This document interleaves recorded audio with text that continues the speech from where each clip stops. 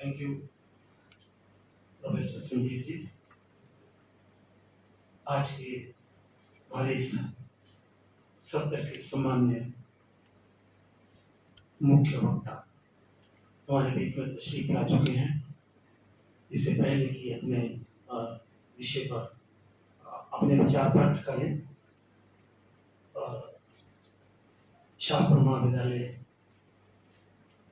की ओर से हमारे ऑफिसिंग प्रिंसिपल भी डॉक्टर केशव रंजन जी और हमारे समस्त परिवार की तरफ से, महाविद्यालय की तरफ से आपका सर स्वागत करते हैं, अभिनंदन करते हैं कि आप आए और यहाँ पर तशरीफ लाए। सबसे पहले मैं तारुफ करवा देना चाहता हूँ, मेरा दायित्व बन जाता है कि मैं आज के जो हमारे मुख्य वक्ता, सम्मान्य मुख्य वक्ता हैं, उनका थोड़ा समय परिचय आपके समक्ष रखूं। सबसे इस कड़ी में सबसे पहले हमारे लोक साहित्य के प्रबंधक पुरुष रेस्पेक्टेड डॉक्टर गौतम शर्मा जी व्यथित हमारे बीच में तशरीफ लाए हैं।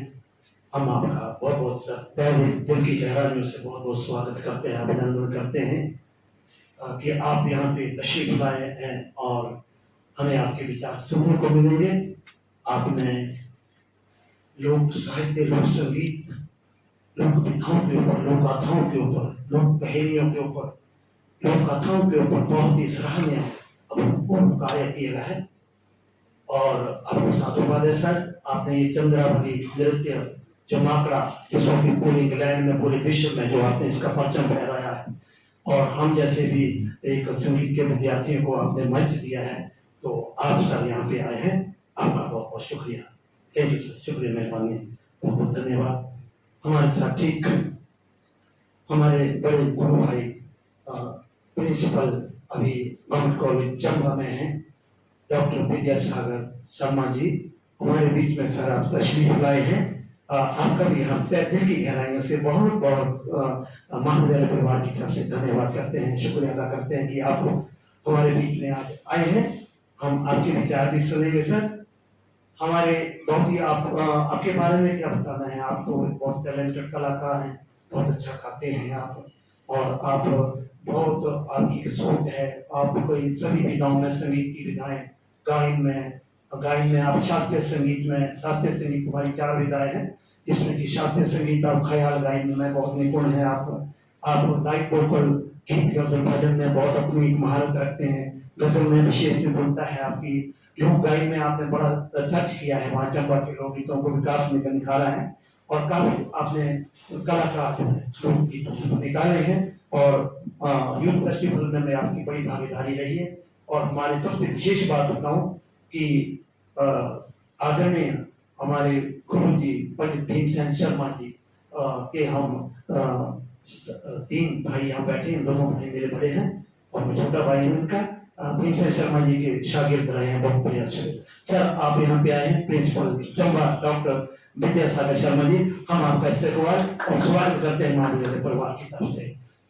इनके साथ ठीक हमारे डॉक्टर सुरेश शर्मा जी, थोड़ा सा इनके ऊपर भी मैं अपने विचार रखना चाहूँगा। डॉक्टर सुरेश शर्मा जी एक बहुत बढ़िया गायक हैं आप, और जैसा कि मैंने भाई सागर जी को के बारे में बताया कि ये भी सारी विधाओं में, शास्त्रीय संगीत में, एक शास्त्रीय जो गायन होता है हमारा राग गायन में, और कुंडली, टप्पा, तराना, उससे आगे आप लाइट वोकल में, गीत, गजल, भजन में आपकी विशेष महारत हासिल है। लोकगीत में भी आप बहुत निपुण हैं और बहुत बढ़िया, आपकी सभी विधाओं पे बहुत बड़ी ये है। और सबसे एक रोमांचकारी बात मैं यहाँ पे सबको बता देना चाहता हूँ कि आदरणीय रिस्पेक्टेड डॉक्टर गौतम शर्मा व्यथित जी के ऊपर इन्होंने अभी हाल ही में पीएचडी किया है। इनके व्यक्तित्व और कृतित्व के बारे में डॉक्टर गौतम शर्मा व्यथित जी के ऊपर बड़ा सराहनीय काम जो डॉक्टर सुरेश शर्मा जी ने किया है। आपको सब बहुत बहुत बधाई। और आपकी लेख जो है, आपके लेख जो दिव्य हिमाचल में आपने देखा होगा, इनकी आपने तस्वीर भी देखी होगी। सुरेश शर्मा जी ये एक म्यूजिक की फील्ड में बोला जाता है कि गायक और एक वाद्यकार होता है। वाद्यकार वो होता है जो गाने के साथ जो है वो जिसकी लेखनी में भी पकड़ होती है, जो स्वर रचना के साथ वो ओरिजिनल काम भी कंपोजिशन भी खुद करता है। तो ये अपने लेख जो है इनके संडे वाले दिन जो दिव्य हिमाचल में छपते रहते हैं। सर आप इस महाविद्यालय में आए, शाहपुर महाविद्यालय की तरफ से आपका बहुत बहुत दिल की गहराइयों से स्वागत है। और अब मैं आपको आगे की जो आपके टॉपिक जो है उसके बारे में आपको दाम देता हूँ। कृपया आप अपने विचार जो हो सबके सम्मुख रखें। डॉक्टर सुरेश शर्मा, धन्यवाद, शुक्रिया। बहुत बहुत धन्यवाद डॉक्टर सतीश जी।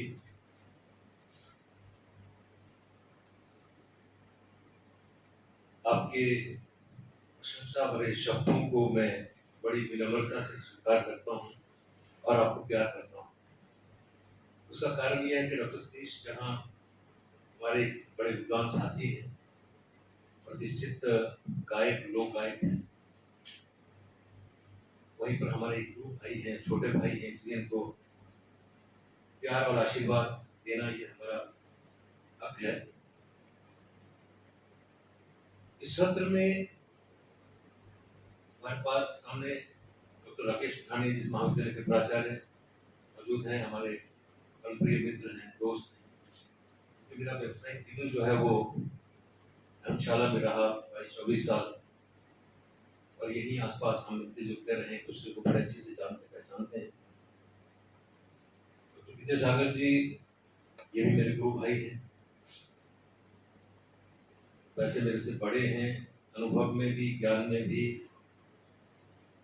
सब चीजों में प्रशासनिक अधिकारी हैं। लेकिन पता नहीं क्या बात बन गई है, मैं तो छोटा ही समझता हूँ, ये मुझे बड़ा ही समझते हैं।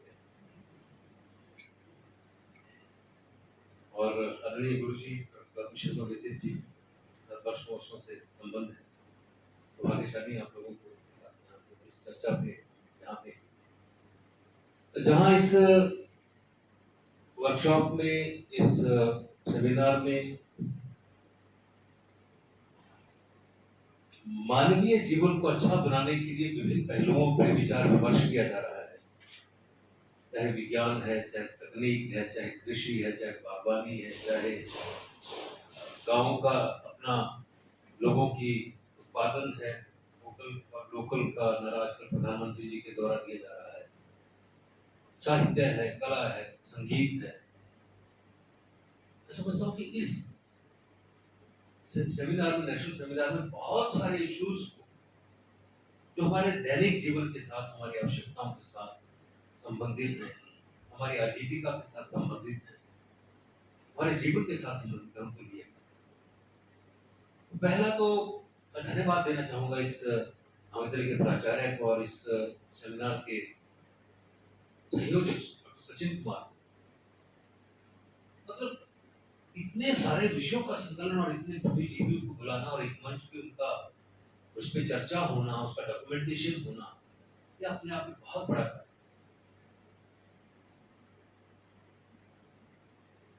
इस सत्र में हम चर्चा करेंगे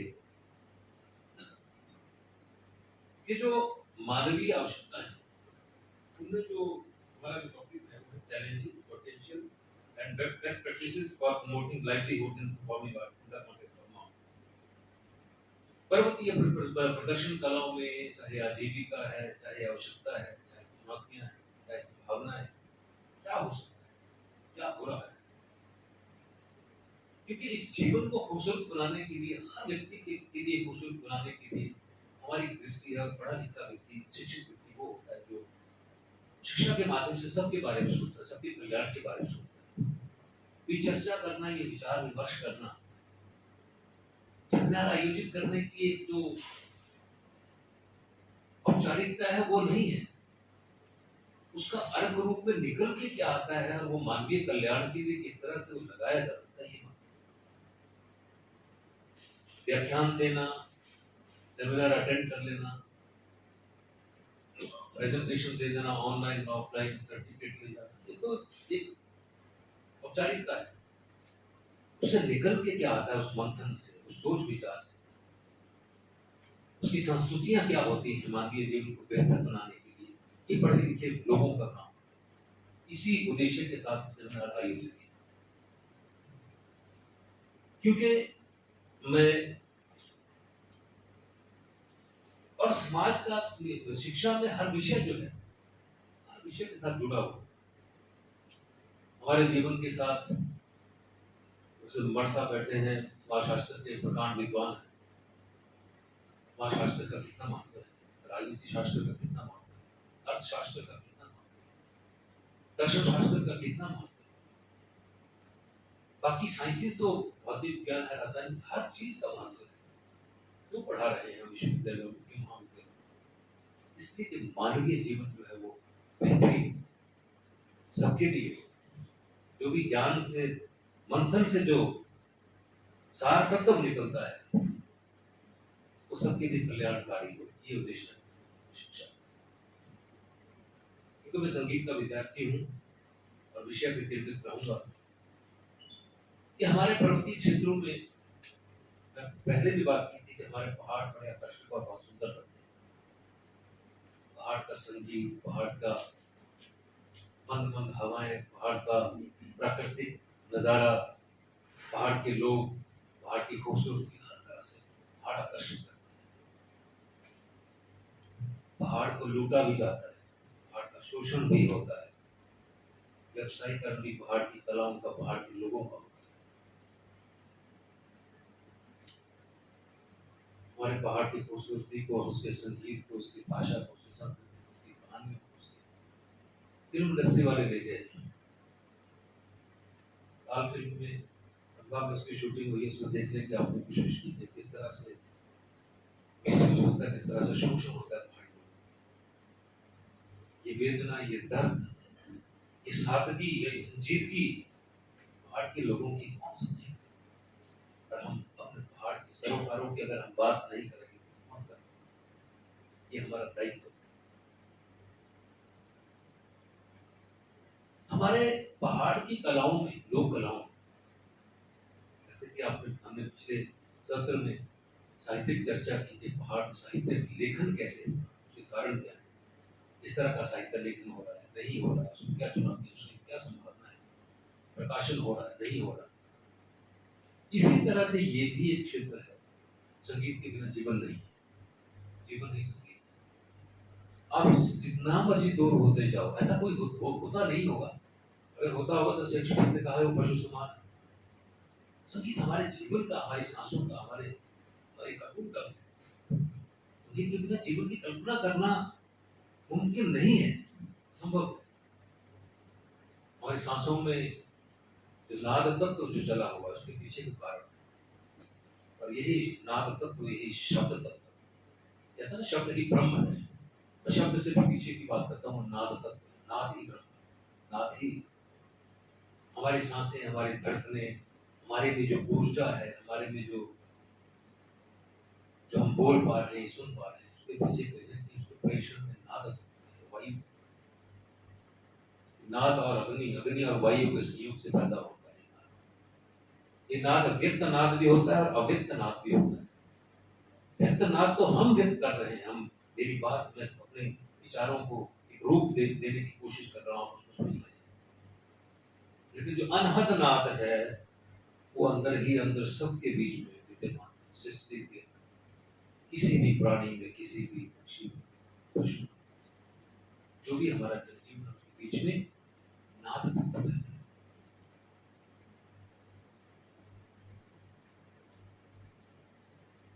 और ये नाद तत्व हमेशा जीवित रहता है, जीवंत रहता है। यही नाद तत्व हमारे पैदा होने से ये साथ हाथ हमारे साथ आता है, और जब हम कूच कर जाते हैं इस दुनिया से तो यही नाद तत्व समाप्त हो जाता है। अनहद बाज रहियो खटमाही, सुन ले बड़ भागिया, हमारे गुरु जी की संदेश है।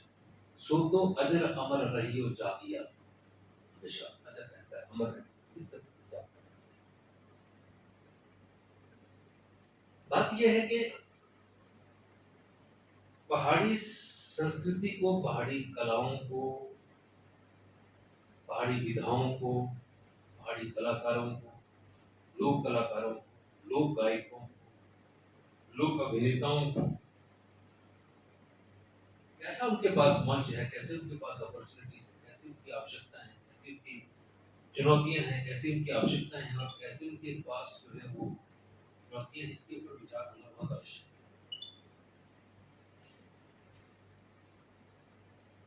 कल इस सेमिनार के उद्घाटन समारोह में माननीय वाइस चांसलर साहब प्रोफेसर एस.पी. साहब संस्कृति की बात कर रहे थे। इतिहास गवाह है और हम सब साक्षी हैं कि जब भी किसी राष्ट्र का पतन होता है तो संस्कृति पे हमला सबसे पहले किया जाता है। कल्चरली रूट आउट करने की कोशिश की जाती है, उसको सांस्कृतिक पतन का कारण है, उस पर आघात किया जाता है। और संस्कृति बहुत बड़ा शब्द है दुनिया में, मतलब जो मैं पढ़ पाया हूँ, देख पाया हूँ, समझ पाया हूँ, उसमें 313 ऐसी परिभाषाएं हैं संस्कृति की जो कि लोग मान्य है, जो कि विद्वानों ने उसको मान्यता 313। उसके बाद कितनी बनेगी कितनी नहीं बनेगी, लेकिन अभी तक 313 संस्कृति की परिभाषा को मान्यता। तो बड़ा एक शब्द संस्कृति, हमारा जीवन, हमारा विचार, हमारा सोच, हमारा दर्शन, हमारा खान पान, हमारा रहन सहन, हमारा विश्वास, अंधविश्वास, सब कुछ। इसको तो मैं ऐसे विद्वान व्यक्ति के आगे में वो भी नहीं बोल सकता, है ना। तो ये सांस्कृतिक पतन जो है कब रूट आउट होता है, जब हमारा विचार पतित हो जाता है, विचारों का पतन होता है, जब आक्रमण होता है। संस्कृति अपने आप में संस्कृति है। इसको कई बार हम सांस्कृतिक चर्चा करते हैं, संस्कृति की चर्चा करते हैं, तो हम अपनी संस्कृति को और अपनी भारतीय संस्कृति को गौरवान्वित होने के लिए पाश्चात्य संस्कृति को गालियां देना शुरू कर देते हैं। पाश्चात्यकरण हो रहा है। हम अपने आप को जस्टिफाई करने के लिए पाश्चात्य संस्कृति को, पाश्चात्य प्रभाव है, वेस्टर्न कल्चर आ गए, खान पान आ गए, पहरावा आ गए। संस्कृति हमारी एक सोच है, हमारा जीने का ढंग है, हमारा उनकी संस्कृति उन्हें मुबारक, उन्हें अच्छी लगती है, उनको सूट करती है। हमें अपनी संस्कृति अच्छी लगती है, हमें उस पर ध्यान देना है। तो संस्कृति अपने आप में संस्कृति है, चाहे वो अफ्रीका की हो, चाहे अमेरिका की हो, यूरोप की हो, जर्मन की हो, जापान की हो, हिंदुस्तान की। और हर जगह पे, हर देश में, हर जगह पे, हर राष्ट्र को, हर व्यक्ति को अपनी सांस्कृतिक और विरासत पे फक्र होता है, गर्व होना चाहिए। इस संस्कृति बनती कैसे है, कब से बनती है, कौन बनाता है, कौन इसके वाहक और संवाहक। तो जब हम धरोहर और विरासत की बात कहते हैं तो इसमें हमारा बड़ा अंशदान होता है, छोटा सा होता है। पता नहीं कब से, जब से कहीं समाज बनता है, हमारे विचार, हमारे आदर्श, हमारी संस्कृति, हमारे गीत, हमारा संगीत, हमारे चाहना ना चाहना, खान पान, परिधान, जो भी कुछ है, हमारे संस्कार, शिक्षा, पता नहीं क्या क्या इस आपके के परिप्रेक्ष्य में क्या क्या होगा। मैं जो यहाँ पे आपसे बात कर रहा हूँ, ये मेरा अध्ययन भी हो सकता है, मेरे परिवार के संस्कार भी हो सकते हैं, मेरे गुरुओं के जो मुझे तालीम उन्होंने दिया उसका भी प्रभाव हो सकता है, मेरा स्वयं का अध्ययन हो सकता है, मैं जिस जीवन में जीता हूँ वो भी हो सकता है। कई प्रभाव है मुझ पर, आप सबके ऊपर कई तरह के प्रभाव होते हैं, और वो जब हम किसी भी विषय पे बात करते हैं तो वो दिखते हैं। तो ये संस्कृति जो है, इसमें जो लोक कलाएं हैं उनका बड़ा प्रभाव रहता है। पहाड़ी संस्कृति में जो हमारी लोक कलाएं हैं, लोक नाट्य है, लोक कलाकार, उनका बड़ा योगदान। क्या उनकी हम कंजर्वेशन कर पा रहे हैं, क्या उनको संरक्षण दे पा रहे हैं, क्या हम उनको आजीविका के संसाधन दे पा रहे हैं, क्या लोक कलाकार जो है वो एक लोक कलाकार होने पर गौरवान्वित महसूस करता है, समाज में उसको किस नजर से देखा जाता है। और जो हमारी जो लोक संस्कृति के संवाहक है, जो माफ करना, मैं केंद्रीय विश्वविद्यालय की सभा की बात कर रहा हूँ, रिकॉर्ड हो रही है, जितना संरक्षण और जितना इन कलाओं को, लोक कलाओं को हमारे निम्न सो कॉल्ड जो निम्न, किसी को निम्न नहीं मानता, लेकिन निम्न वर्ग ने जितना इसका समर्थन किया है, संग्रहण किया है और उसको बचाने का प्रयास किया है। हमारी जितनी भी नीच जातियां भी हम बात कर देते हैं, महाशास्त्री के साथ बैठे, मुझे डरने की कोई बात नहीं। चमार, हरिजन जी को, जुलाहे, जीव, चौधरी, जो जो भी जो आदिवासी ट्राइबल के लोग जो, तो मैं समझता हूँ उन लोगों ने इस लोक कला संस्कृति को के संरक्षण और संवर्धन में बहुत बड़ी भूमिका है। लेकिन संभ्रांत समाज में, कई दृष्टिकोण से बंटे हुए समाज में, क्या संभ्रांत वर्ग इस बात को स्वीकार भी करता है कि नहीं? हम उन कलाओं को, जिन जिन कलाओं का संरक्षण और संवर्धन और संवाहक जो वो लोग हैं, हम जैसे लोग अगर उन कलाओं को सीखना भी चाहें, हम उनके 10% पे 10% पे भी नहीं, क्योंकि हम अधिकृत ही नहीं है। उसके अधिकारी वही लोग हैं जो जो उन कलाओं को पुष्पों से, पीढ़ी दर पीढ़ी, विरासत से, परंपरा से, लेकिन उन कलाओं का अधिकृत व्यक्ति जब हमारे दरवाजे पे आता है तो हम उसको भिखारी की नजर से, ये समाज है हमारा। हमारी आवश्यकता यही से पैदा होती है, बहुत बड़ी चुनौती है कि क्या उस लोक कलाकार को, उस जमींदार व्यक्ति को सम्मान समाज में मिल पाता है कि नहीं।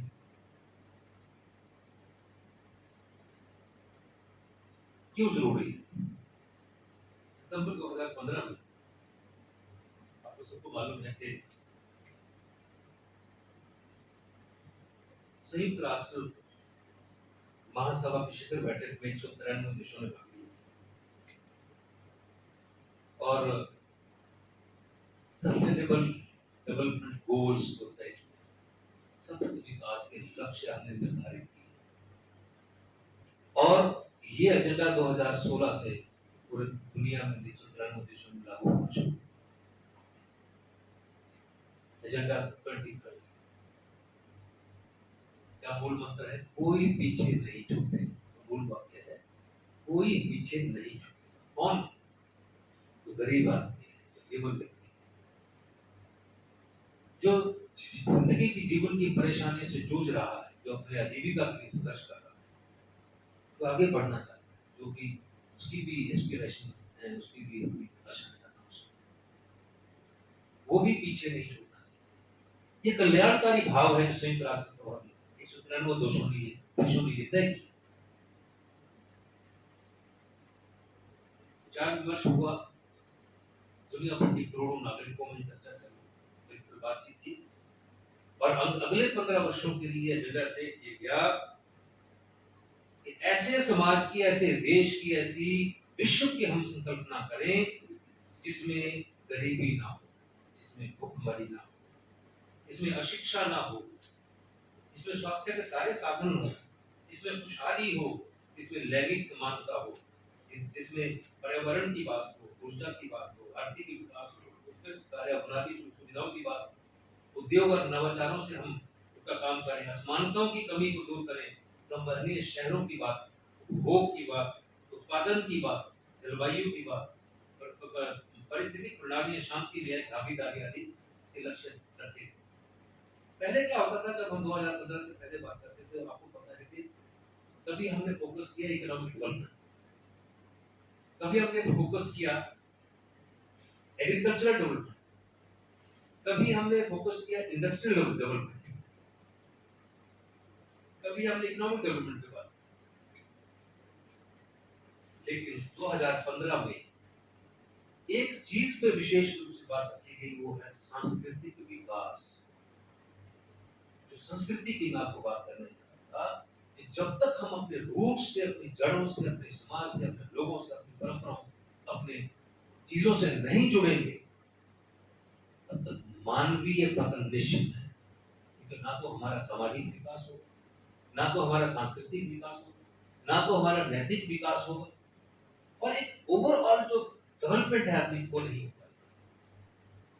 तो 2015 में 4 मुद्दों पे, जैसे वो आर्थिक संपन्नता हो, एक चीज, सामाजिक समरसता हो, जो मैंने अभी बात की, सब तो ईश्वर के लोग, तबियत जैसी, सांस एक जैसी, धड़कन एक जैसा विचार, सामाजिक समरसता, सौहार्द हो, पर्यावरण संरक्षण, प्रकृति में पर्यावरण संरक्षण के बिना जो प्रकृति, जो माँ है हमारी, उसको हम कितना दूषित और प्रदूषित कर रहे हैं, उसका संरक्षण कौन करे? इसमें हम जीते हैं, जो माँ हमें हमारी गंदगी को झेलती है, हमारे प्रहारों को झेलती है, उसका भी संरक्षण किया जाए।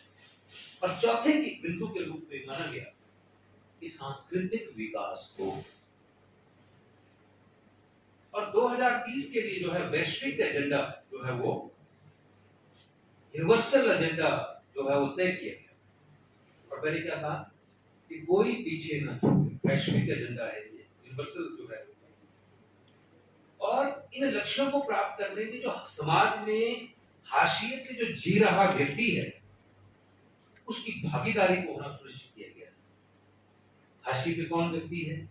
जिनकी मैं भी बात कर रहा हूं, गरीब, किसान है, मजदूर है, उनको मुख्य धारा में।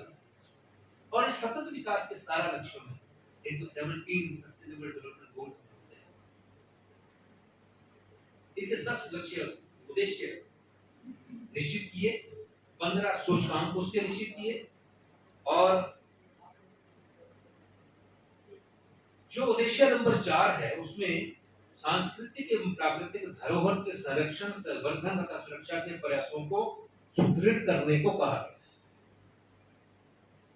और संसाधनों में गरीबी, शिक्षा, भुखमरी जैसी वैश्विक समस्याओं जो है, तो इसमें जो 17 सस्टेनेबल डेवलपमेंट गोल्स है, उसमें जो हमारे से मतलब जिसकी मैं बात कर रहा हूँ, वो है गोल नंबर 11, उस पर केंद्रित है।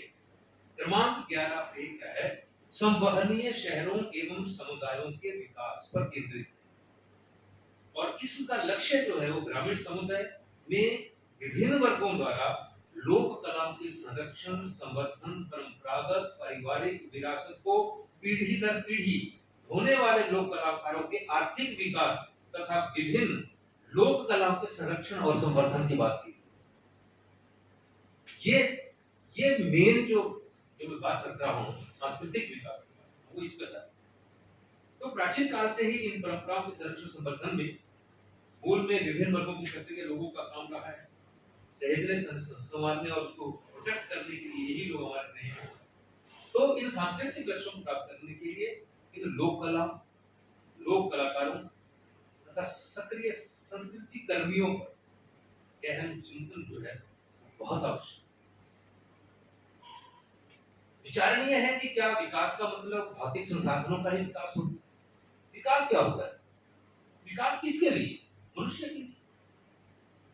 तो विकास जो है अगर वो विनाश की कीमत पे हो, ह्यूमन मानवीय जीवन की कीमत हो, तो उस विकास को क्या मायने उसके रह जाते हैं। और एक चीज हम जब भी डेवलपमेंट होती है, जब भी विकास होता है, तो उसकी कीमत चुकानी पड़ती है। अगर आप कीर्तपुर से मनाली 7 घंटे की 8 घंटे की दूरी को 5 घंटे पे ला रहे हैं, तो आप पहाड़ों का सीना भी छलनी कर रहे हैं, कीमत भुगतनी पड़ेगी। अगर आप टिहरी बाग बना रहे हैं, भाखड़ा बाग बना रहे हैं, या माउंटेन बना रहे हैं, तो उसके लिए भी इंसान कीमत चुका रहा है। उसकी चर्चा इसीलिए आज जो प्राकृतिक ऊर्जा है उसके उपयोग की बात की जा रही है, उससे भी बहुत वो है, तो कीमत चुकानी पड़ती है। इसलिए आवश्यक है कि विकास जो है वो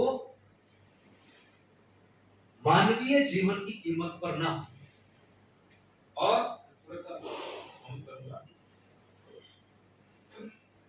तो ये जो 17 विकास जो एसडीजी जो सस्टेनेबल डेवलपमेंट गोल्स हैं, इसमें मैंने बात आपसे की, और इसमें मनुष्य की जीवन शैलियां हैं, खान पान है, परिधान है, सांस्कृतिक परिवेश है, मनोरंजन के साधन है, बोलियां हैं, भाषाएं हैं, विश्वास है, अंधविश्वास है, मान्यताएं हैं, धार्मिक प्रवृत्तियां हैं, देव पूजा पद्धति को जानने, समझने, संग्रहण का संवर्धन करने के लिए अनगिनत कार्य करने के लिए अनफॉर्चुनेटली यही वर्ग जो हमारी कलाकारों कलाओं का, लोक कला का संरक्षण और संवर्धन कर रहा है, दुर्भाग्यपूर्ण बात यह है कि यही वर्ग आज अपनी कला को छोड़ने के लिए मजबूर है,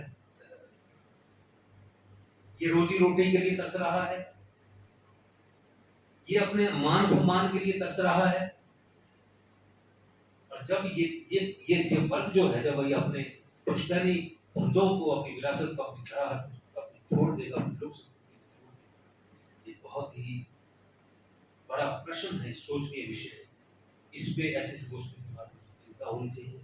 हम उन लोगों के कल्याण के लिए, उनकी कलाओं के विकास के लिए, संरक्षण के लिए, संवर्धन के लिए दस्तावेजीकरण के लिए सरकारों को नीतियां बनानी चाहिए, और ऐसी चर्चाओं के माध्यम से जो संस्कृति है, रिकमेंडेशन हम निकल के आनी चाहिए, ताकि वहां पर उनकी नीति निर्माताओं की आंखें खुले। ऐसा मेरा सबमिशन है।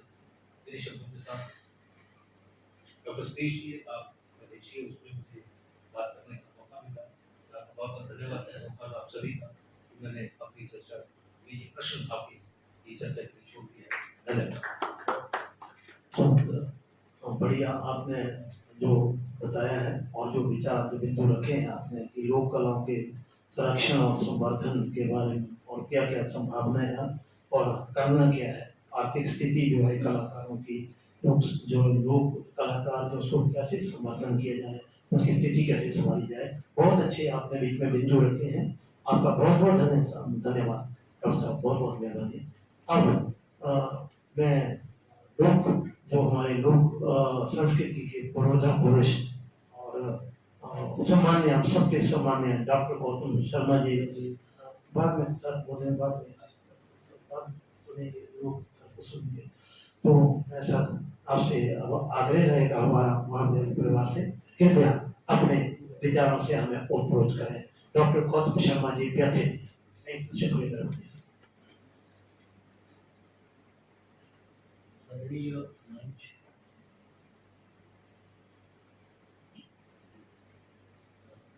आदरणीय मंच और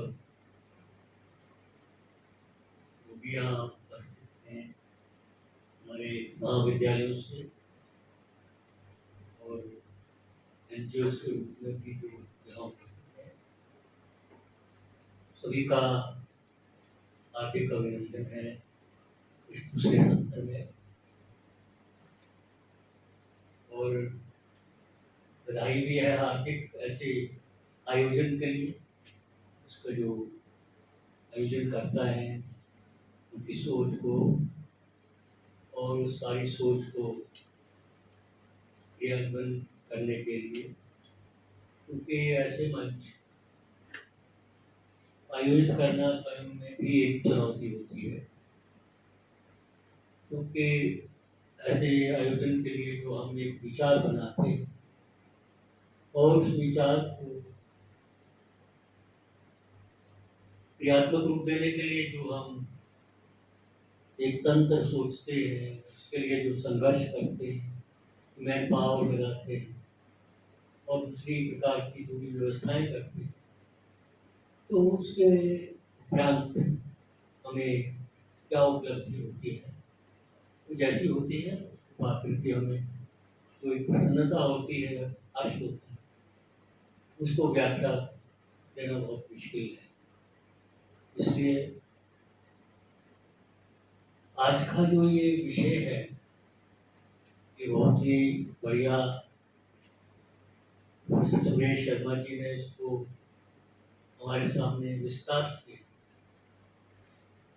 बोल करके रखा है, और कुछ कहने की तो मैं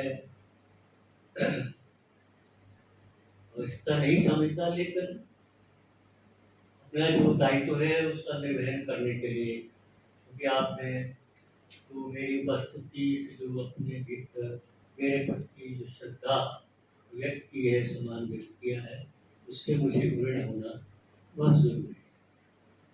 तो मैं कहना चाहूँगा कि अभी चर्चा चल रही थी लोक कलाकारों की, इनको हम जीविका के साथ कैसे जोड़े हैं, इसकी क्या है। मैं बात अपने अनुभव की करना, हमारा भाषा के आधार पर जो है वो पुनर्गठन हुआ विशाल हिमाचल बना। तो उस समय एक बहुत बड़ा हमारे सामने एक प्रश्न था, ओल्ड हिमाचल और न्यू हिमाचल, और उसमें एक बड़ा संघर्ष चल रहा था, राजनीतिक संघर्ष। मैं धर्मशाला कॉलेज में था, तो हमारी एक एनजीओ है 1973 से काम कर रही है, कामगार साहित्य परिषद के नाम से।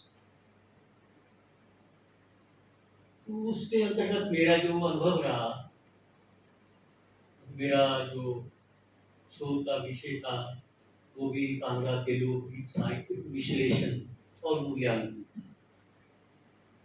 और ये पंजाब यूनिवर्सिटी से रजिस्टर हुआ था और गुरु नानक देव विश्वविद्यालय का पहला हिंदी विभाग था, जो PhD करने का मुझे गौरव प्राप्त हुआ। ये 11 जनवरी 1974 की।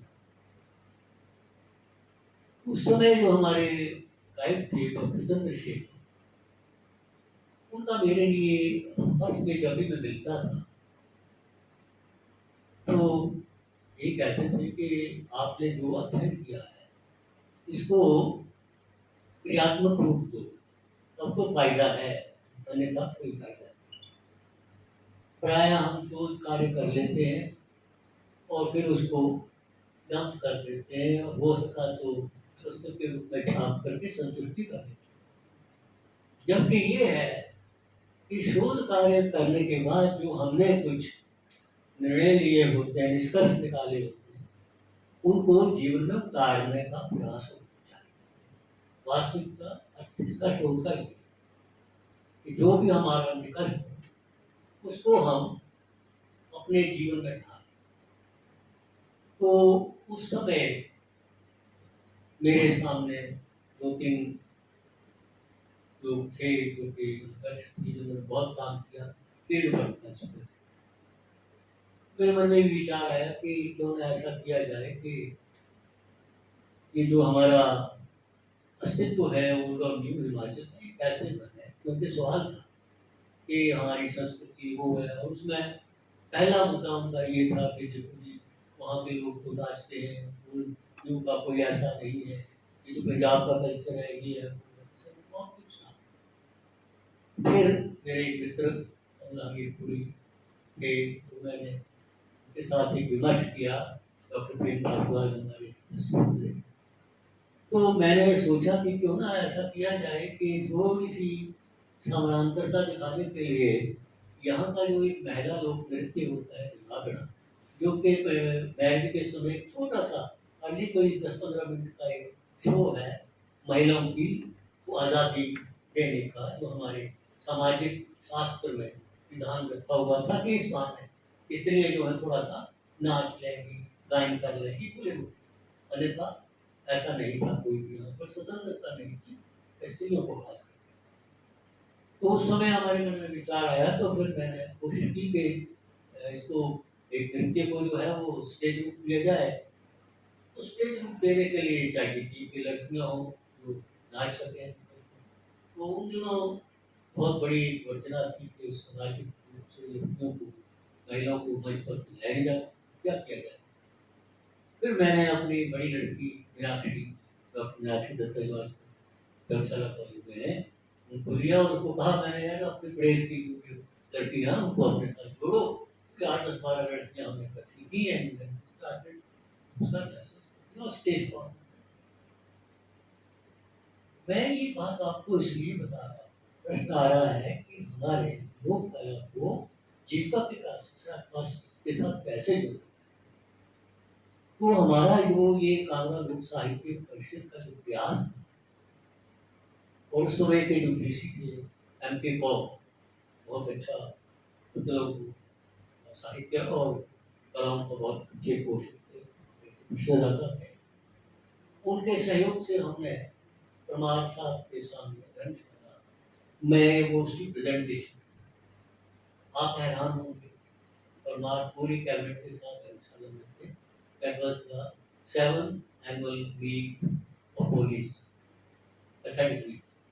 जब मैंने शर्मा जी आए हमारे सूबे के IG पुलिस, उनसे मिला तो खान साहब ने मिलाया तो कहती है कार्यक्रम में कुछ थोड़ा सा प्रस्तुति देना चाहेंगे, कभी मौका दें तो मैंने कहा कि ऐसे ऐसे लड़के को नहीं पता, फिर दो रूम फॉर हमारे स्टेज पर नहीं हो सकता।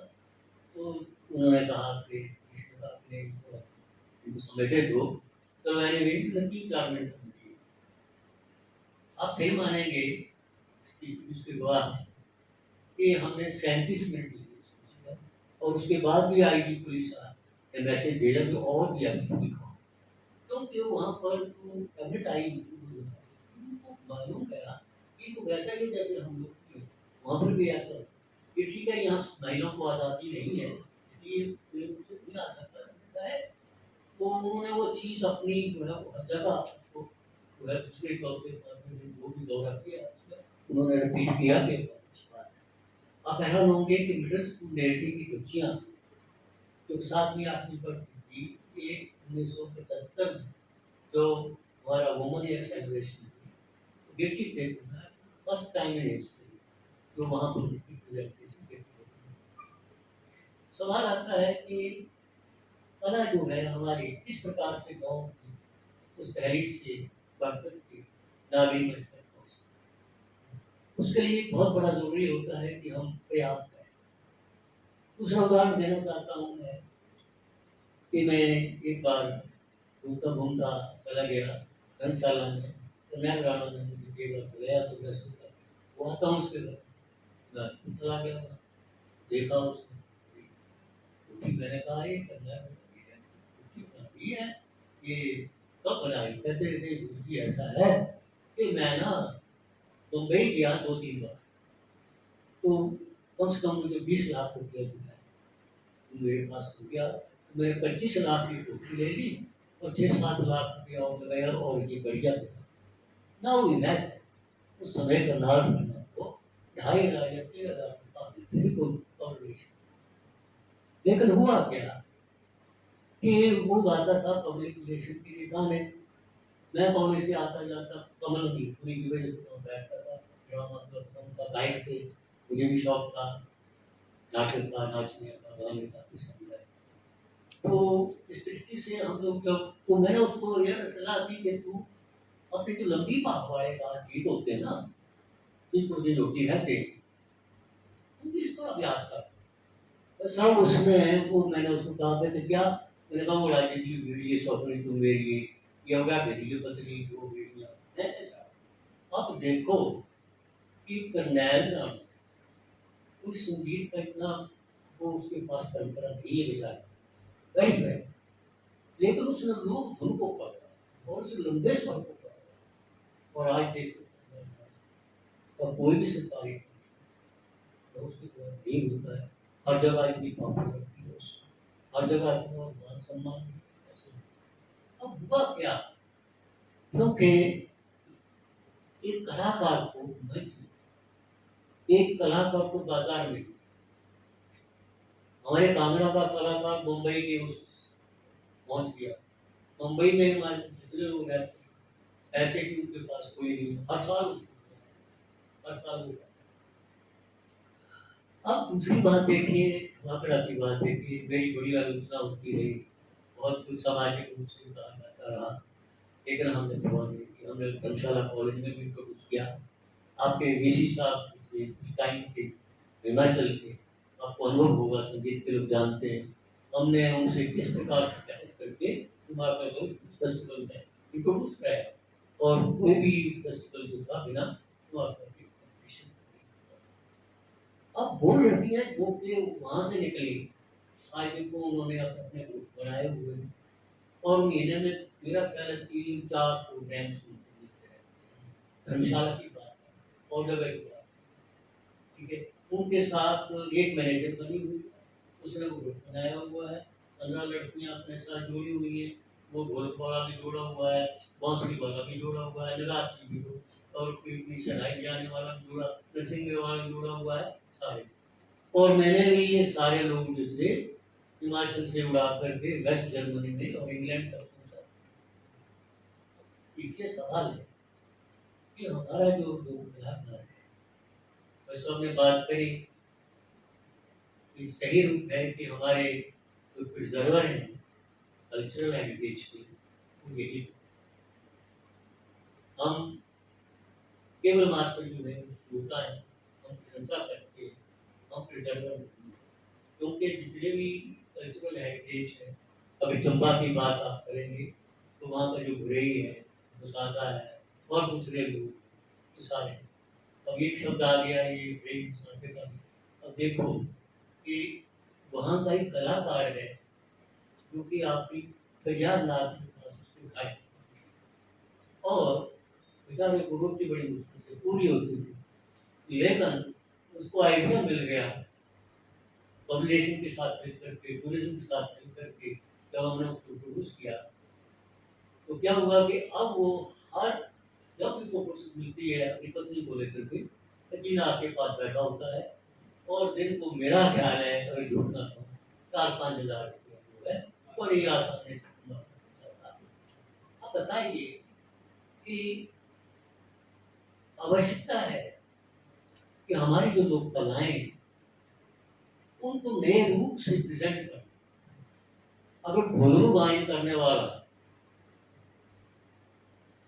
क्योंकि सबसे पहले इनको हमने रिकॉर्ड जो था वो किताबें भी बनाई, उनकी सीरीज भी बनाई, मैंने 15 डॉक्यूमेंट्री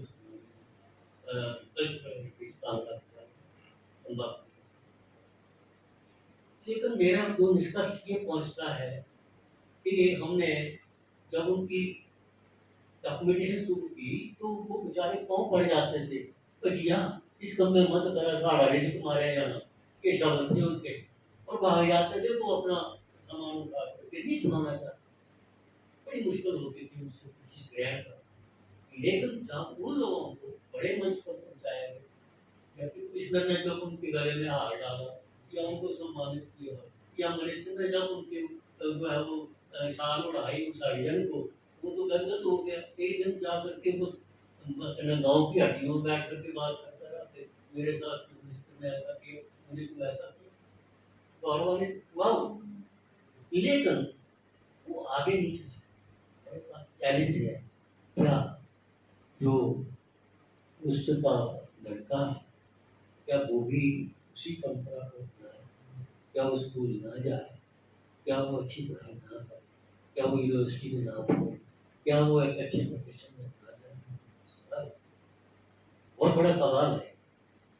ये है चैलेंज, सोचने वाली बात है। हमारा जो है एक बुरे गाने वाला जो है, क्या उसका बच्चा भी वैसा ही और वही चलता रहेगा।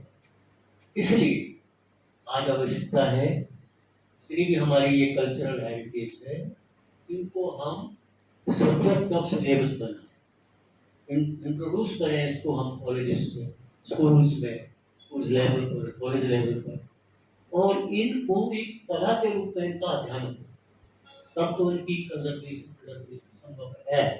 अन्यथा जो है हम चाहेंगे कि जो है वो अब इनको बात छोड़ दीजिए, अच्छे काम में जैसे बड़े ही है, हमारा प्रधान है उसका बच्चा कहाँ, वो तो उसको रिजर्वेशन मिली है, अच्छा है वो जाकर के बच्चे होते वो बैठा हुआ है, वो अपने बच्चे को कहाँ देगा, बोला वो संदर जो है वो निहार और वो जो है वो सारी की सारी बात नहीं देगा। उसके सामने आप हैं, हम हैं, दिखाई दे रहे। मैं आपको एक उदाहरण देता हूँ। कुछ साल पहले मैं बागड़ी स्कूल में ले गए, कॉलेज प्रिंसिपल होते थे जीवन जी कांगड़ा में बीजेपी में, तो मुझे कहा कि चलो हमारे का कार्यक्रम है बागड़ी में, चलो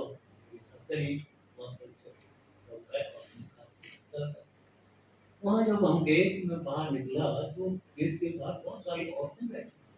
मैंने उनको पूछा कि मुझे लगा कि ये लड़की है और साइड की है, बात कर रही थी, मैंने कहा भाषा बोल रहे हैं तो आप कैसे कहते जी साढ़े ना किसी गलत मुझे करते मैं आपको यहाँ क्यों पढ़ा रहे हैं फिर ना तो इसी पढ़ना ना तो देसी बड़ीनाथ दे बोलिया ऐसे क्या बड़ीनाथ दे बड़ीनाथ दे ठीक है। अब देखो now this feeling is there, this feeling is there. अब रोक सकते हैं आप लोग, उनका अधिकार है, ये है सबसे बड़ा चैलेंज। अगर आप सोचेंगे कि तो घूमने का बेचारा आपको शहनाई बजाता रहेगा, हमारे आंगन में बैठ करके नगारा बजाते रहेगा, संभव ही नहीं है। ऐसे करके क्यों करेंगे? एक तरफ हम समरसता की बात कर रहे हैं, एक तरफ हम उसका आर्थिक उत्थान की बात कर रहे हैं, एक तरफ हम शिक्षा प्रचार की बात कर रहे हैं, तो कैसे? इसलिए सबसे बड़ा चैलेंज ये है कंजर्वेशन, ट्रेडिशनल आर्ट्स को कैसे किया। ये तभी संभव है कि जब तो वो इसलिए तो कि अब देखिए, अब ऐसा है कि अब मैं आपको हमारे एक और उदाहरण देता हूँ आपको। नैन राणा कहते हैं, एक और राणा है सुनील राणा। वो मुझे कार्य में हमारी वो एमएल राइट हुई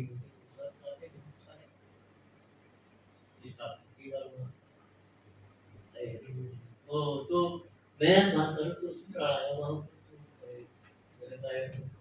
मैं क्या दे पाता तो क्या देगा, 5 रुपये दे पाता, मेरे पैसे 1100 दे दिया।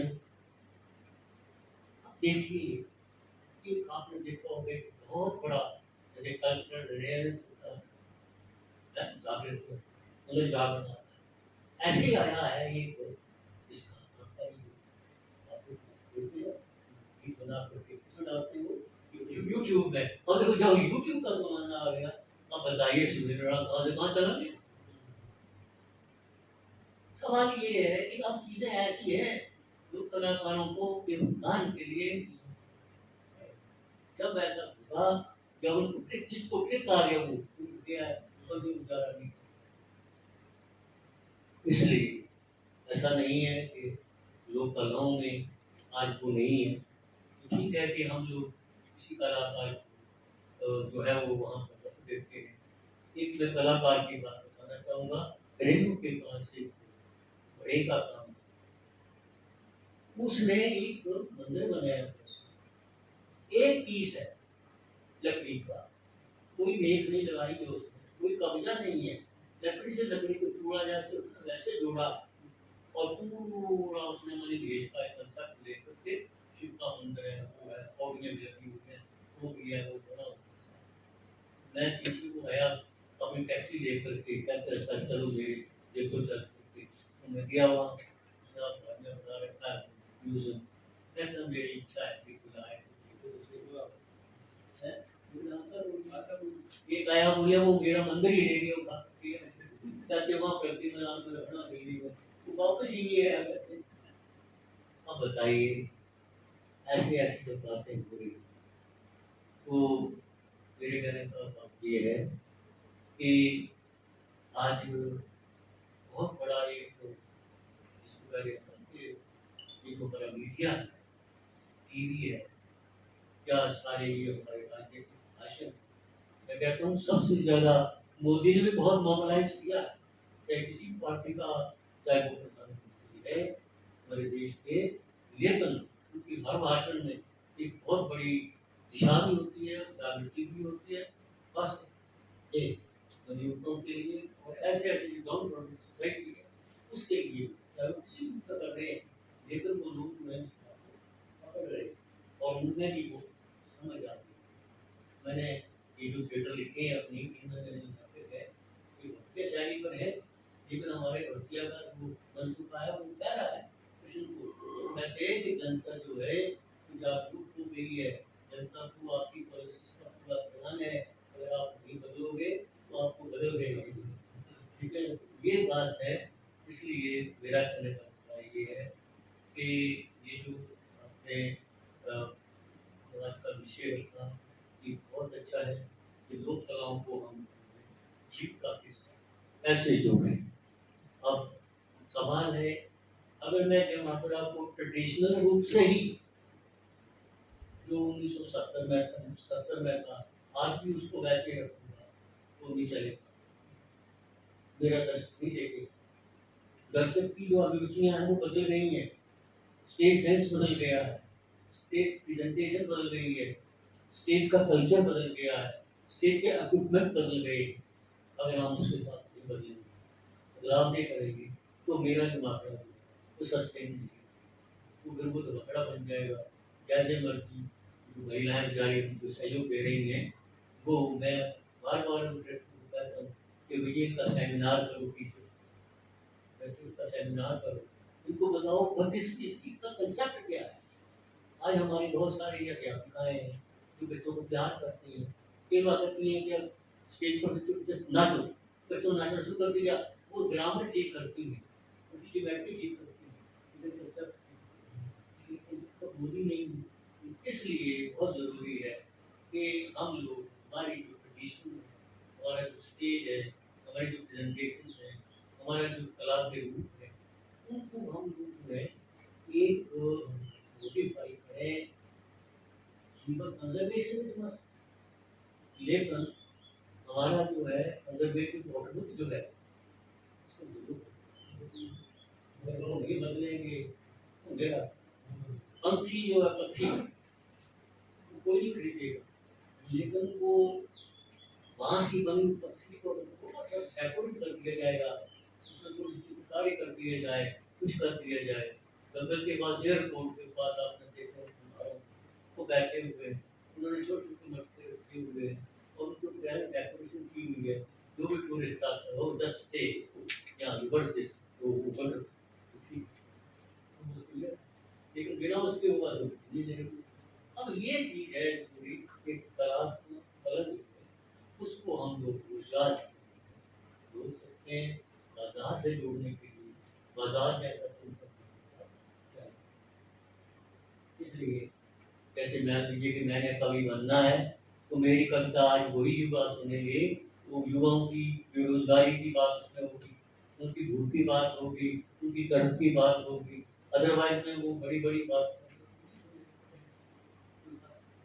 आज हर आदमी अपनी बात सुनना चाहता है, तो इसलिए मेरा कहने का मतलब ये है कि ये जो हम सिर्फ ये हमारी ये सस्टेनेबल लाइफ कि कभी बन सकती है जब इसको हम आज हम प्रयोग नहीं करेंगे, लेकिन वो मटका जो है 400 रुपये का वो महिला खरीदेगी, तब उसको प्लास्टिक का मिल रहा है 50 रुपये।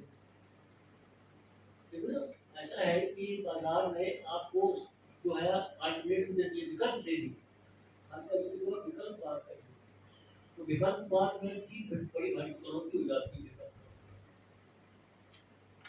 जी बहुत अच्छा गाते हैं, बहुत अच्छा ये हारमोनियम बजाते हैं, लेकिन इन्होंने साथ साथ में वो भी बना दिया है उनके पास, देखा यंत्र मैंने उसके पास ट्यून सारी गाई जो मर्जी ट्यून में उसमें और लगाता हूँ बज जाती। आज स्टेज से कलाकार जो है लाइक बी को माइनस ही हुआ, बाद तो टोटली माइनस होती है, क्योंकि वो सारे का सारा कहाँ गए आपके इतने से लोग आते थे हमारे टाइम में इतना बैठ रहे तो चल रहा है पीछे सारी गाड़ी में लेकर सम्मान करते, ये सारी चुनौतियाँ हैं, लेकिन समय के साथ दूसरे के साथ माफिया है, हमारा शब्द आ गया है तो मैं आपने मैंने काम मौका दिया, मैं तो अपने अनुभव से साझा कि बहुत बड़ी बात है। मुझे इतना संतोष अपने आप में है कि मैंने कल्चरल हेरिटेज अपने वहाँ इंटरनेट लाइब्रेरी मैंने 1500 किताब पढ़ी है, सारा और वो सारा ओके, तो ये हमने ये है। लेकिन ऐसा है कि मैं देखता हूँ कि मैं तो चलो कॉलेज में था, सिविल था भी, आखिर नहीं हुई, लेकिन पेंशन तो लेकिन आगे हमारे अगली पीढ़ी जो पैसे नहीं क्या कैसे करिएगा, बट नेक्स्ट ये बहुत सारी चुनौतियाँ हैं। ऐसा होते हैं बहुत ही अच्छा था और उनका धन्यवाद भी कि उन्होंने मेरे कार्य किया, ये बहुत प्रसन्नता हुई और इसका सुना सब कुछ हुआ,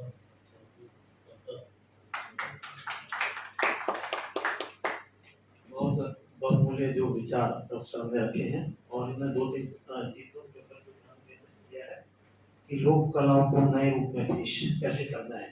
ये हमारे लिए एक चैलेंज है और उसके बाद कला का स्थानांतरण कैसे किया जाए एक से दूसरे, जैसे कि बढ़ई का बेटा है, बढ़ई का बेटा आगे वो बढ़ई का काम नहीं करना चाहेगा, इसके बारे में सर मैं एक बात बता देता हूँ। हमारे यहाँ पे प्रिंसिपल साहब भी बैठे हैं, हमारे भाई बहन सारे न्यू एजुकेशन पॉलिसी में सर हमसे ये प्रारूप मांगा गया था और हमने उसके तहत ये उसमें हमने दिया है बना के, और ये इम्प्लीमेंटेशन जल्दी होने वाला है सर। इसमें जो भगत करियाला माकड़ा, ये जो लोक कलाकार नोवाला, ये जो भी परंपरा है, जो परंपरागत लोग ट्रेडिशनल हैं, उनको हमने फिर अगर कॉलेज के प्रिंसिपल को ऑथराइज किया है कि वो मतलब उनको बुला सकते हैं और उनके रोजगार उससे जुड़ने वाला है। ये मतलब लेकर नई एजुकेशन पॉलिसी में बहुत बहुत धन्यवाद सर आपका, आपने बड़े बहुमूल्य विचार रखे हैं, आपको सुनकर हम गदगद हो गए, बहुत धन्यवाद, शुक्रिया, मेहरबानी। अब मैं प्राचार्य प्रिंसिपल भाई डॉक्टर विद्यासागर जी से निवेदन करूंगा कि कृपया वो अपने विचार इस विषय को साझा करें। डॉक्टर विद्यासागर भाई जी प्लीज।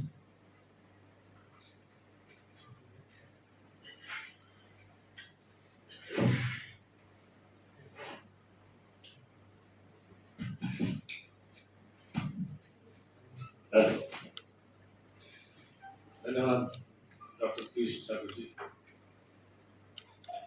परम आदरणीय डॉक्टर गौतम शर्मा बैठक जी बड़ी तफसील से लोक कलाओं के संरक्षण और संवर्धन के ऊपर चर्चा की। उससे पहले सुरेश भाई ने भी बहुत विस्तारपूर्वक काम से इस बारे में विचार विमर्श किया। मैं भी थोड़ा सा इनपुट्स जो मेरे समझ में आती हैं आपके साथ साझा करना चाहूँगा। देखिए क्या है कि अब आधुनिक दौर में चीजें जो बदलती जा रही हैं उसका असर तो हमारी कलाओं में भी होना चाहिए। एक बड़ी अच्छी बात की कि जो व्यवस्था है उसके साथ आपको बदलना पड़ता है, नहीं तो व्यवस्था आपको बदल देती है। समय के साथ बदलाव की आवश्यकता होती है। तो लोक कलाओं के संदर्भ में अगर हम सोचें तो उसका मौलिक स्वरूप ना बिगाड़ते हुए उसको आम लोगों तक एंटरटेनिंग कैसा बनाया जाए, किस तरह से बनाया जाए, इस बारे में सोच की आवश्यकता होती है और एक अच्छे लीडर की आवश्यकता होती है। एकदम से समाज उसको एक्सेप्ट नहीं करता है, आहिस्ता आहिस्ता आहिस्ता आहिस्ता उस चीज को समझना शुरू करता है और उसके अनुरूप ही अपने आप को ढालना शुरू करता है। जिन्होंने फिल्म इंडस्ट्री में कार्य किया है, संगीत के क्षेत्र में बहुत बड़े बड़े नाम हैं। एस.डी. बर्मन साहब हैं, उससे पहले भी गुलशन जी हुए हैं और भी बड़े बड़े प्यारे जो संगीतकार हुए हैं, उन्होंने फोक सॉन्ग्स को लेके ही कार्य किया है। अब असमिया लोक धुनों को लेकर एस.डी. बर्मन जी के कई सारे गाने, मुसाफिर जाएगा कहाँ वहाँ कौन है नाम ले ले खड़ी है, सुन मेरे बंधु रे सुन मेरे बिटुआ, लोक धुनों पर आधारित। उसके बाद आर.डी. बर्मन साहब ने भी काम किया।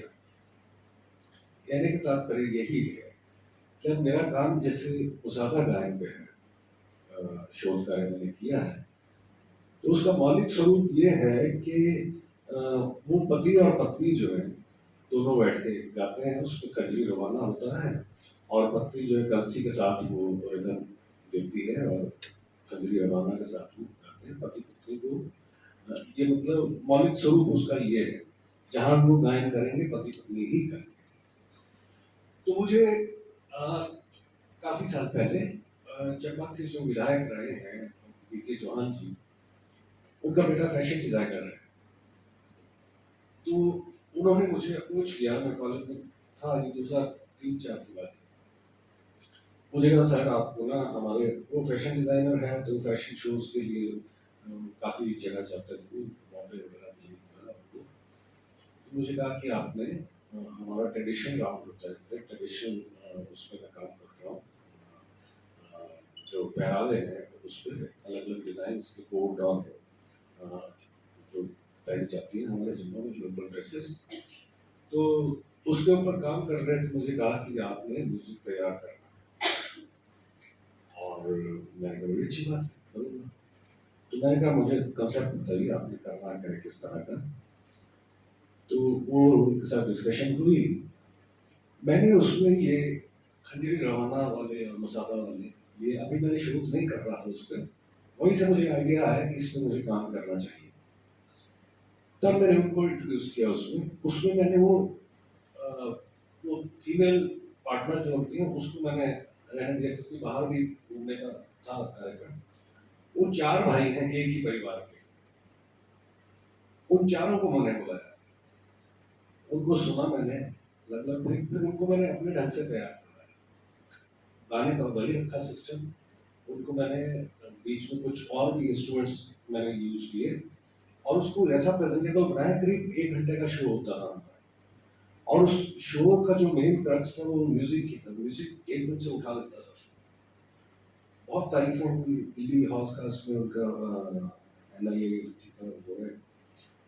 फिर दिल्ली गए, बॉम्बे गए, हम पुणे गए, काफ़ी शोज यहाँ हिमाचल में भी चलते रहे। तो मैंने देखा कि इस पे इस तरह से काम अगर किया जाए तो काफ़ी संभावनाएं होती है, आगे बढ़ाई जा सकती है इसको संरक्षण के लिए, और इसको प्रेजेंटेबल बना के इसकी इनकम जो है इनकी उसमें भी बढ़ोतरी हो सकती है। एक हबीब तनवीर जी बहुत बड़े नाटककार हुए हैं, सब लोग जानते हैं, काफ़ी नाम उनका। सौभाग्य से मुझे भी एक चंबा मिलेनियम जो हुआ था उसका मुझे चेयरमैन बनाया गया था, तो मैंने उसमें उनका नाटक भी मैंने उनको बुलवाया, उनके साथ संपर्क करके, और वो छत्तीसगढ़ी में वो नाटक करते हैं। हिंदी नाटक तो किए हैं, आगरा साहब उनके बड़े मशहूर नाटक हैं। एक नाटक बहुत मशहूर हुआ उनका चरणदास चोर, उसके करीब 15-20 सालों तक शोज होते थे। 5 बार तो मैं देख चुका था उस शो, और लास्ट 5वीं बार जो एज काफ़ी हो गई थी उनकी, तो एक्ट तो नहीं कर, उनको एक्ट करते हुए मैं देख चुका था। गेटी में हम साथ देखा था हमने। तो चंबा में उनका शो करवाया गया, सारे के सारे कलाकार उनके डिफरेंट, हर बार अलग अलग कलाकार होते थे, और 30-35 लोगों की टीम होती थी। सारे के सारे कलाकार जो लोकल वहाँ के, और वो पढ़े लिखे नहीं होते थे, गांव के, छत्तीसगढ़ के, और वो उसी डायलेक्ट में करते थे, लेकिन सबको समझ में आता था। नाटक इतना जबरदस्त था। कहने का मतलब ये है कि इस तरह के कोई लीडर की आवश्यकता होती है हर क्षेत्र में।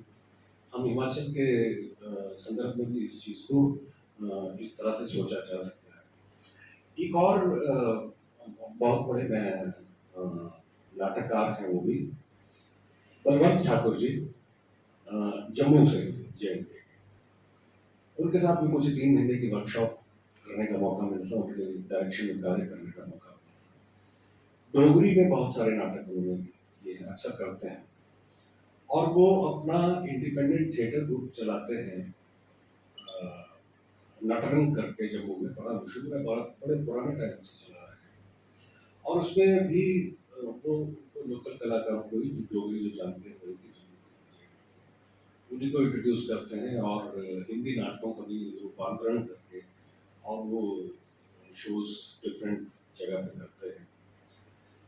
तो उनके शोज में भी मैंने देखा, उनके साथ काम करके मैंने पाया कि उनमें हर वक्त कुछ नया करने की जो ललक है वो बहुत रहती है, और अपने नाटकों की बदौलत ही वो सेक्रेटरी आर्ट एंड कल्चर रहे JNK गवर्नमेंट की। उसके बाद वो कल्चरल एम्बेसडर बने गवर्नमेंट ऑफ इंडिया के, और जोहान्सबर्ग में वो काम किया उन्होंने, अभी कुछ समय पहले रिटायरमेंट हुआ है उनका। तो आप देखिए इतने सालों से उन्होंने थिएटर को ऐसा चमकाया वहाँ के, कि आज भी वो नाटक वहाँ पे चलते हैं, लगातार थिएट्रिकल एक्टिविटीज वहाँ पे होती हैं, और डोगरी नाटक बहुत मशहूर होते हैं, डिफरेंट जगह पे शोज होते हैं उनके। तो ऐसा कार्य करने वाले लोग जो हैं वो पहुँचाते हैं कलाओं को आगे, कुछ ना कुछ आगे मार्गदर्शन करते हैं लोगों को। हमारे एक दोस्त हैं चंबा में, विजय शर्मा जी, पद्मश्री हैं उनकी, पेंटिंग, मिनिएचर पेंटिंग का उनका काम है। मैं ये बातें इसलिए बता रहा हूँ कि कलाओं से जुड़े हुए, कला के क्षेत्र से जुड़े हुए जो लोग हैं उनमें ये खूबी की होनी चाहिए कि वो कैसे अपनी कला को प्रदर्शन करे कि उसमें से इनकम जनरेट हो। रिसोर्सफुल होना बहुत जरूरी है और उसके लिए सभी लोग तो हो नहीं सकते। अगर कोई अच्छा लीडर मिल जाए तो आगे पहुंचाएगा चीज़ों को। तो मैं विजय शर्मा जी की बात कर रहा था कि वो इतने व्यस्त रहते हैं। चंबा के रिटायर हो चुके हैं। चंबा में कांगड़ा के जो पेंटिंग के उनके मतलब वो शिष्य हैं उनके, वो आके वहाँ पे काम करते हैं। उनको वो बाकायदा पेमेंट्स करते हैं। पेमेंट कहाँ से करते हैं? कोई छत्तीसगढ़ का प्रोजेक्ट, मध्य प्रदेश का कोई प्रोजेक्ट ले लिया, अभी भी उनके पास 36 लाख का प्रोजेक्ट है, तो उसमें लोगों की जरूरत है। वो तो फाइनल टच ही देते हैं, डिजाइनिंग करते हैं, वो करते हैं हमने आके। तो कितने लोगों को रोजगार से जोड़ा है उन्होंने कला। एक बार की बात है कि 2014 या 13 हमारे एम.एल. शर्मा जी धर्मशाला कॉलेज धर्मशाला से प्रिंसिपल गवर्नमेंट कॉलेज चंबा थे। तो उन्होंने मुझे बुलाया कि लोकल स्पेसिफिक करिकुलर करके एक यूजीसी का प्रोजेक्ट है और ये फंड हमने यूज ही नहीं कर पाते हैं, क्या करें इसका। मैंने कहा जी समझ लो यूज हो गया, कहते करोगे क्या? मैंने कहा जी मैं चंबा रुमाल और जो चंबा में पहाड़ी मिनिएचर पेंटिंग इसकी वर्कशॉप करवाते हैं और बच्चों को ट्रेन करते हैं। कहते आप ना ये सारा प्रोजेक्ट बना के मुझे फाइनली बताओ कि क्या किस तरह से फंड्स को कैसे इसको डिस्ट्रीब्यूट करूँ। मैंने वो बनाया, दूसरे दिन मैं उनके पास सबमिट करवाया और मैंने प्रेजेंटेशन भी किया। ये रहेगा 7 दिन का वर्कशॉप रहेगा और इतने लोग इन्वॉल्व रहेंगे इसमें, कलाकार लोग और ट्रेनिंग देने वाले, और बच्चों को हम ट्रेन करवाएंगे, उसके बाद उसकी एग्जीबिशन करवाएंगे। और वो इतना कामयाब रहा। 1 लाख रुपये का था, 1 लाख खर्चा इतने 7 दिन में कोई मुश्किल काम नहीं था। लेकिन क्या है कि अच्छी बात ये कि वो बच्चे ट्रेन जो हो गए, चंबा रुमाल वाली जो बच्चियाँ ट्रेन हुई और पेंटिंग के लिए जो बच्चे तैयार हुए, उनकी जब प्रदर्शनी लगाई गई तो सारे लोग बहुत प्रसन्न हुए। बाकी चंबा के प्रबुद्ध लोगों को बुलाया गया और कॉलेज के ही प्रांगण में हमने उसकी प्रदर्शनी लगाई थी।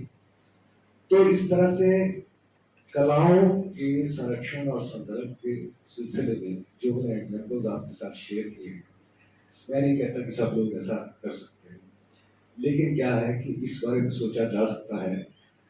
लगातार इनकम का जरिया जो है वो बनाना बहुत ज़रूरी है लोक कलाकारों का। ऐसे तो काम चलने वाला नहीं है। मेले कितने ही होते हैं, कितने हर रोज तो मेला नहीं होता है, तो एक मेले में कितनी कमाई कर लेंगे। टूरिज्म के साथ जोड़ना बहुत आवश्यक है, जैसे डॉक्टर साहब ने बात की। अगर टूरिज्म के साथ जोड़ते हैं हम तो राजस्थान के पैटर्न पे हम यहाँ पे भी कलाकारों को हम रोजगार के अवसर मुहैया करवा सकते हैं। राजस्थान में आप किसी भी टूरिस्ट प्लेस पे घूमने जाएं, आपको पेंटिंग के गाने वाले डांसर्स आपको कितने मिल जाएंगे, उनका सिलसिला चल रहा है। अब खजाना का एग्जाम्पल दिया डॉक्टर साहब ने, वो है वाकई उनकी इनकम चल रही है उस तरह से। तो अब यूट्यूब का भी जिक्र किया, एक गाना अगर हिट हो गया, उसके फॉलोअर्स बन गए, तो आपकी इनकम वहाँ से शुरू हो गई। आज का ज़माना है ये। तो ऐसी चीज़ों से वाबस्ता हो लोग तो ज़्यादा अच्छा है। इन्हीं शब्दों के साथ मैं इस कार्यक्रम को ऑर्गेनाइज करने के लिए ऑर्गेनाइजिंग कमेटी और रानी साहब यहाँ के प्रिंसिपल प्रोफेसर सचिन हमारे परम में और भाई सुरेश और सतीश जी और आप सभी का, आपका विशेष रूप से गौतम शर्मा जी का, आप सभी का आभार व्यक्त करता हूँ और शुभकामनाएं। बहुत बहुत धन्यवाद डॉक्टर विजय सागर जी। आपने इसमें इस कड़ी में एक चीज और जोड़ी है कि पर्यटन के साथ भी संभावनाएं क्या हो सकती हैं।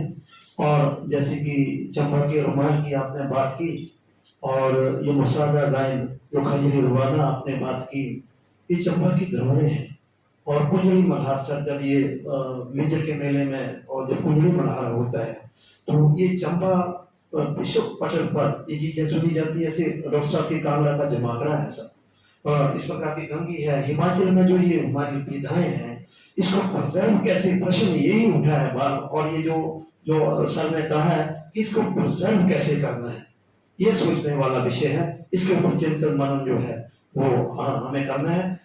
सर और यहाँ पे हमारे आज जो मुख्य वक्ता थे रिस्पेक्टेड डॉक्टर गौतम पैथिक जी, भाई डॉक्टर सुरेश जी और डॉक्टर विजय सागर जी, आप यहाँ पे महाविद्यालय परिवार की तरफ से रिस्पेक्टेड हमारे प्रिंसिपल डॉक्टर राकेश पठानिया जी और समस्त महाविद्यालय परिवार की तरफ से हम आपका सर बहुत बहुत दिल की गहराइयों से बहुत बहुत धन्यवाद करते हैं। बहुत बहुत शुक्रिया आपका, बहुत मेहरबानी, थैंक यू, शुक्रिया, मेहरबानी।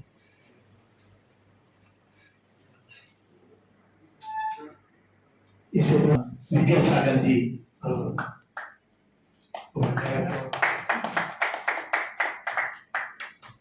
बहुत बहुत शुक्रिया सर आपका। अब मैं रिक्वेस्ट करूंगा पठानिया जी से कि हमारे आदरणीय डॉक्टर साहब डॉक्टर सुरेश शर्मा जी को भी सम्मानित करें प्लीज। डॉक्टर सुरेश शर्मा।